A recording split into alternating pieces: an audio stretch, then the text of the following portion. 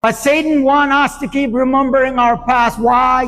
Because when we are wallowing in our past and in our sin, we become less and less effective followers of Jesus Christ. Hallelujah.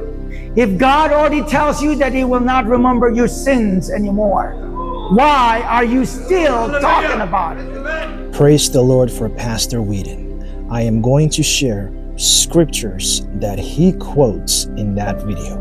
In Isaiah 43 verse 25, it says this: I, even I, am He who blots out your transgression for my own sake, and I will not remember your sins.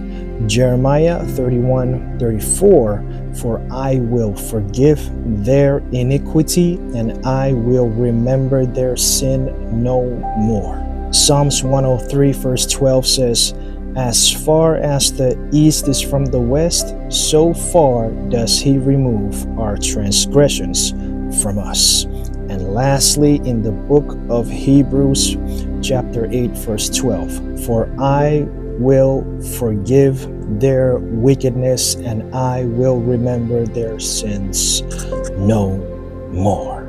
Praise the Lord. God is good all the time, and all the time